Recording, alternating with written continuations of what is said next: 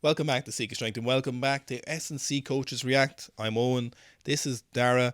We are strength and conditioning coaches in the industry for quite a long time. We coach athletes across a variety of different sports and levels, all the way from professional rugby players in their S&C right down to Sunday League. You probably shouldn't be playing rugby anymore in your late 30s.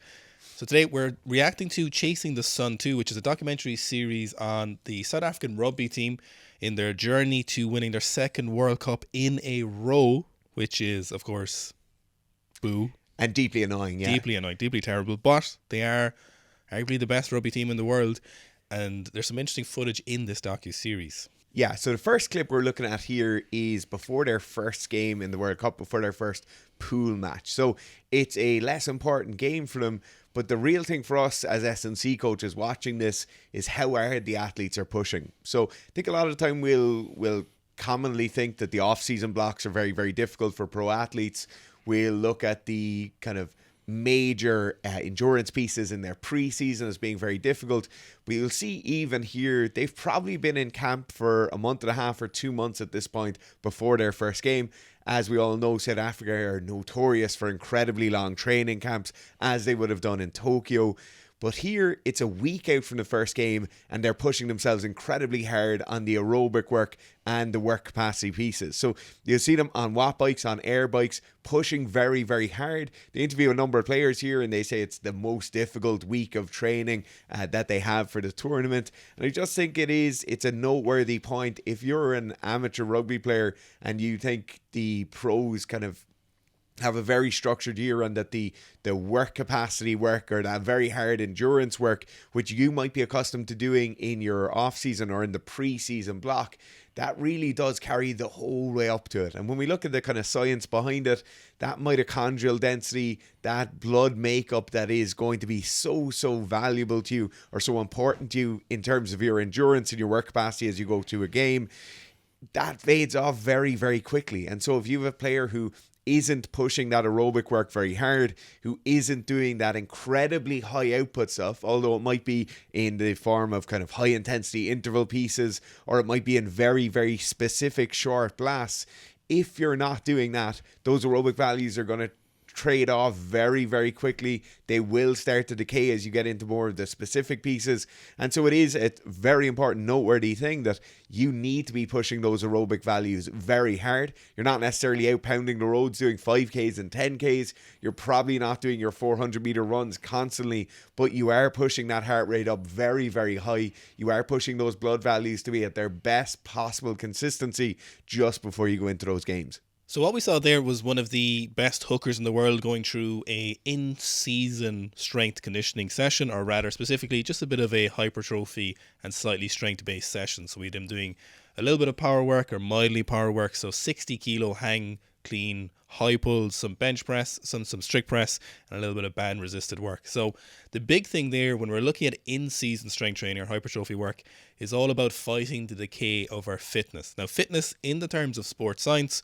is referencing to the athlete's ability to play their game in that particular condition, and that incorporates all different aspects, not just their aerobic capacity, which is what we typically think of when we hear fitness, but incorporates their strength, their power, speed, mobility, and a lot of different psychology, a lot of different aspects of that athlete. And that fitness then refers to how fit they are to play the game of rugby in this case. So when we're doing in-season strength training, or if we're doing in-season hypertrophy work, we're doing the least amount of work we can do to maintain the most amount of fitness that we can manage. Now, maintaining that absolute strength value in season isn't absolutely necessary. We don't have to be at our strongest for several months in a row. Not only is it not possible, but we don't need that for those athletes. So what we're trying to do is be as efficient as possible in the gym. We're making sure we're not going to get injured in the gym or reduce our chances of getting injured in the gym as little as possible. So we can see him moving through 60 kilo strict presses, 100 kilo bench presses, 60 kilo hang clean high pulls, all very moderate and easy weights for him, presumably in the off season. And now in the in season, for want of a better word, he's most of the time we're going to be chasing the pump when we're doing our assistance work. When we're doing our strength work, we're being very focused on speed. This is sometimes where you might even incorporate something like velocity-based training. Velocity-based training is something that's been bandied around a lot, often misused, very misused in the strength training community, but for athletes, sometimes I think it could be a little bit undervalued, or something that might be a little bit more useful in the future as more data comes out. So in this case, we might be monitoring barbell speed, and there's a lot of different new trackers coming out that could be useful in that circumstances. But the main thing is we're trying to see how much muscle can we maintain while spending as little time in the gym as possible. But for a long time, you can maintain 75, 80, 85%, depending on your capacity, how long you've been training, depending on your genetics, maybe depending on your PD profile, whatever it is. All of that depends on a couple of different values, but what we know for a lot of people, strength stays around pretty well, or a large chunk of strength stays around pretty well, as long as we're giving it any kind of stimulus to maintain in the gym. Hypertrophy, a little bit different. Hypertrophy, or muscle mass rather, or lean tissue, can fall off a little bit faster than strength training, so we have to put a little bit more set for set compared to strength. We have to put a little bit more volume in those sessions, and realistically, maintaining that lean tissue is a little bit more important in season than the absolute strength training. So we're going to put a small bit more focus on that hypertrophy with what little gym sessions we're going to be allocating for in-season training. So it's all about fighting the decay of fitness, which is going to happen. It's not possible to stop that happen. If anyone's played more than one rugby season, you'll know that your body is deteriorating, whether that's from the training, from the hits, giving out hits, or just a prolonged season. It's decaying, you're losing your muscle mass, you're losing your strength, you're getting injured. So what we're doing here is just doing our best to resist that while still letting us be fresh as possible for games. Now, what we've just seen there is a combination of some tackling drills, some rock clearing out drills. We might have even seen some specific running drills over the tops of players. Now, the interesting piece here, or why I think we should include this, is oftentimes we'll talk about block periodization, we'll talk about off-season, pre-season, in-season, and we'll see the decay of strength training, we might see the decay of some power numbers, and oftentimes we don't really directly correlate that with what comes in its place. And usually what's coming in its place is these kind of high impact, whether it be player on player, whether it's player on an implement of some sort, these high impact specific drills. So you'll hear in multiple points here, the coaches are shouting, use your strength. So that player is down in a very, very low position. He's then hitting a pad and lifting up as he's going into it. There's a massive strength and power element here. And this is what all of that work in the gym in the off season is getting transferred into. So what was power clean, squats, pulls, deadlifts and rows now suddenly becomes hits onto a bag. It becomes clearing out rocks. It becomes scrag tackles in a semi-live session, or full-on live tackles in a match or training session. An interesting point on this is just how specific some of these drills get. So we'll have seen here multiple points where the players are focusing on incredibly low tackle height and then lifting up afterwards. That's obviously a direct kind of nod to the rule change here. So you've players who might have played for the previous 10 seasons, 15 seasons at a senior rugby level, and now suddenly they're having to make a direct change due to some sort of law change or rule change that would have happened. So now the height of the tackle has to come down, even before where you mightn't have been smashing guys above head height or incredibly high in tackles purposefully. A lot of players will have been used to coming in with that kind of vertical torso angle, standing up to a player, but now because of rule changes that has to change, and in turn their conditioning and their direct specific strength work has to change with that. So it is interesting. It's very, very important that we pay attention to these kind of changes. For the S&C staff who are there, you always have to pay attention to that. So now suddenly we get things that are going to start becoming a bit more of an issue. If you've players who have trouble hinging over quickly, if you've players who have trouble changing heights or changing levels quickly, you now have to make sure that player is physically prepped and prepared to make those tackles or to be taking those tackles on a regular basis. The last point in this is just how specific they get with that training. So you'll see on the ruck clearouts, there's a very big emphasis on the arms being involved in the ruck clearout, to the point where there's a specific piece of foam being put in just as the ruck is being cleared out, just as the guy is hitting the pad, a second piece of foam is added in to make sure that they're encompassing that with their arms. This is to make sure they don't get yellow and red cards as that competition progresses or as the next few seasons go on. Now, for S&C coaches, the other point comes in of when they're doing their video analysis, the S&C coach is almost certainly in tune with that. Maybe he's not in the meeting or she's not in the meeting when the players are going through that specific piece of, we're going to run straight over the top of this player. We know this player likes to step to the side and tackle from the side, but that's almost certainly being discussed in those background meetings with the attack coach, with the D coach, making sure those players are physically prepped and able to make those hits or to take those hits. So next we can see one of the players going through some ACL rehab, and it's up to 132 days of incredibly intensive rehab. So he's a key player on the team. 132 days might seem like an incredibly long time to rehab from an injury, but ACL rehab, ACL surgeries, full reconstructions are notoriously long to rehab from and are very, very difficult rehab process. Now, he's a professional athlete. His lifeline is literally playing the sport of rugby, and getting back into shape is of paramount importance to him. So the first things I think you could take from this, if you're going through a rehab of an injury, it might not be as severe as this, but very likely you have experienced injuries. You're probably injured right now, and you're almost certainly going to be injured again. And the most important thing what you can take away from this is you can find all the information online, you can find the experts to help you, but unless you're doing the daily work and you're putting in as much effort into rehabbing your injury as you would be in your strength conditioning sessions, as you would be in your pitch sessions, as you would be in your interval sessions, you are not going to get the results in time, or you're not going to get good enough results that are going to satisfy you from your injury. So we can see he literally had one of his friends move into his home to change the ice for him every 2 hours while he was sleeping. So his friend got up multiple times throughout the night to change ice to reduce the inflammation on his injured knee. We can see stuff like an EMS machine. We can see the stage of plyometrics, specific isolation work. We can see return to jumping, to dynamic movement, all incredibly useful stuff, all stuff that you can find online. For example, for the ACL rehab, this is one of the possibly most studied reconstruction surgeries. We've numerous high value players, some of the most valuable athletes in the world probably will go through some kind of ACL rehab, and it's huge amounts of studies on them. There's loads of experts who are incredibly well versed in getting you from day 0 or day 1 of surgery to your kind of 132nd day like we have here, return to play. And all that information is out there for you to do. The problem is a lot of people fall off. They'll maybe first month they'll do their rehab, or whatever injury it is, your back injury, your shoulder injury, you'll do your rehab for a month, you'll get 20, 30, 40% of the way there. You'll get a big reduction in pain and you'll be like, fuck it, okay, it's time to just get back playing now. You'll fall off the bandwagon. Originally you were doing 5-6 days of soft tissue work, you were doing your mobility every single day. Now you're doing it once every 2 weeks, you do it a little bit before your matches. Next thing you know, you've regressed again. Injury regression happens all the time, even if you're following your plan as much as possible.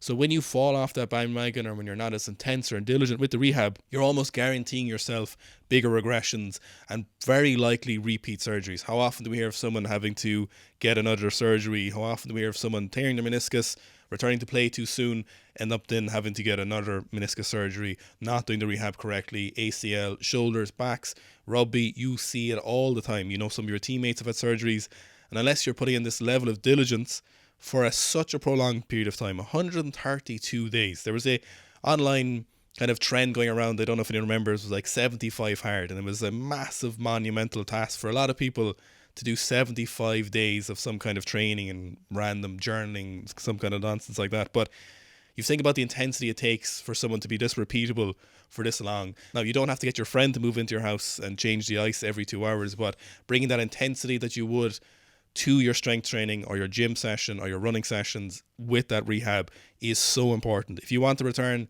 as good as ever or better than ever, you have to hit it hard. You have to be doing the research like you would for your nutrition. You have to be looking up, talking to experts, reading articles, looking at rehab videos, talking to your physio who's helping you rehab. It's so important. And if you want to be able to learn how to rehab from injuries and help yourself once you get injured again, because it's going to happen, once you have this process and this level of mindset to reincorporate playing once you get injured, it's so much more valuable for you as an athlete. So I think the big thing to take away from this is not so much the specific stuff we're doing like icing or no icing, EMS or isolation stuff, or when do I return to dynamic movement or jumping. It's really, he was doing everything he possibly could to rehab from that injury, and there's no reason you couldn't do a lot of this with the same level of intensity, but maybe with a little bit more dynamic thought around foam rolling in the office mightn't be the best idea. Sneaking off to the cubicle and doing your stretches might be a better idea. So you don't have to, be a full-time professional athlete. Finally, then we see one of the kind of pivotal points of this particular South African team's game, and it's the amount of live scrummaging they do in training. So obviously, if you watch this World Cup, you would have seen the bomb squad being rolled onto the field at around halftime or just after halftime in most of the games. And what this refers to is basically changing out their front row, or a lot of time changing out their front row plus another few main players in their pack, and having a fully fresh 4-man or 5-men on the field who are going to absolutely dominate scrums. So this made a massive difference throughout the World Cup for that South African team, because you're getting those fresh front rows in there. But a really interesting point when we watch the documentary is the fact that there is no scrum machines used. A lot of the time we'll get the kind of work capacity piece of the scrummaging done, or we'll get a lot of that power output of our scrummaging done against the machine. So you'll get a player on their own, or maybe you'll just get the front row on their own, or maybe a front row with the second rows scrummaging against the machine, doing that specific skill of scrummaging, but also getting that specific strength and power work done against the machine. Now, we see none of that being done for the South Africans. The South African scrum coach says he never uses a machine. They don't use implements. A lot of the American football athletes, if you're watching this, you'll be really used to going up against those scrimmaging machines. You'll be really used to pushing and fending against those. There's no machine being used here. It is a full international pack versus another full international pack. These are 8 players who are the best 8 players for South Africa in that position, going against another 8 who arguably could have easily started on that team and done a very, very good job in the World Cup. So it is, when we look at sport-specific work, when we look at weightlifting is a great example of that. We got some nations who have a very comprehensive system. They use a lot of derivatives in the lift. They might do a lot of power cleans and their cleans alongside. They might do a lot of power snatches. They might do a lot of long complexes. They might do a lot of high rep, high volume work, and it works really effectively. And then we have the Bulgarian method on the other side, where you snatch and clean and jerk to a maximum multiple times per day for basically as long as you can until the body gives up. And what we see here is the Bulgarian method being used for scrummaging.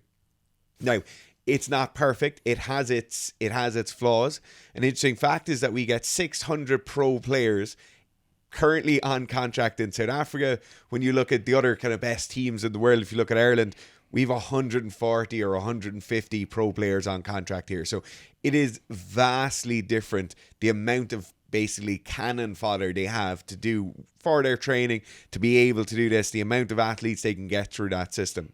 Now, as S&C coaches, when we look at that, the real important thing, when we looked at the specific tackle work they're doing earlier, is they're getting a lot of their tackle and a lot of their power production work done against the pads. Here, we have a massive amount of load going through those packs. So those 16 players who are scrummaging against each other, obviously the front rows take a lot more load than the others. But as S&C coaches, you have to look at that with the very careful and thoughtful eye that they're not going to be squatting heavy in the gym, whether it's on a Monday morning or a Wednesday morning, as they're going throughout the tournament. They're probably not going to be pulling heavy from the floor like we'd see other teams doing. Certainly for that front 5 or that tight 5, we see probably reduced loads, and it's probably why we don't see a massive amount of heavy gym lifts as they go throughout the World Cup campaign. We've seen a lot of videos of them lifting very heavy in the gym away from the World Cup, away from the specific camp, but when we see them going through this process, all the gym sessions seem very, very light. Now, most professional countries at the top level do things very, very similar in terms of their S&C, but this is definitely one polarizing fact. If we look at the Irish team, how heavy they train during their in-season pieces, we see particularly the front 3 and that kind of tight 5 in general lift heavy throughout the tournament. It's not as heavy as their off-season, obviously. They're not back squatting 300 kilos to a box every week, but they're still squatting quite heavy. They're still pressing quite heavy. And this is just one kind of asterisk to put next to all of this live scrummaging, is that we've almost certainly see some caveat being put on that with an almost undeniable reduced load in their gym work as they go throughout the tournament. So if you're an in-season rugby player and you need to get on track with your training, then we have the in-season rugby program. You can download the app, you can trial it for free. You don't need to sign up anything. You can see the whole program. There's a full movement library there, so anything that's not clear, you can just click onto it. It'll be myself and Owen in a video explaining those movements fully to you. The other advantage is that you've live and dynamic loading as you go throughout the program. So if you had a game last weekend and you come to the gym on a Monday morning or Tuesday evening and suddenly things are a bit tight and a bit tired, there'll be an accountance made for that. You won't have to go with those kind of steadfast loadings throughout the next number of weeks of training. The final thing that's massively beneficial for rugby players as you use the app and as you go through, and this stands true for all athletes in all sports, is you have a coach bot there with you. So it is an AI chatbot that's been trained for the last 6 years on all of our Q&As, on our email answers, us chatting to athletes, all of the Seek a Strength content. So if there's a question we've asked previously, the chatbot has it there for you with a nice, quick and expedient answer. You can also run the off-season athlete program. You can run the Becoming a Horse program, and you can run the maybe bench and squat program if you come into your off-season, which a lot of the Northern Hemisphere players are coming into now. So there are so many options on the app for you that you're going to have a better in-season, or you're going to have the best off-season of your life if you add 25 kilos to your squat, if you add 20 kilos to your bench press, and get a little bit better jumping. There's also conditioning programs on the app as well, which you probably know you need to do more of, and there is options there for you on the conditioning side as well.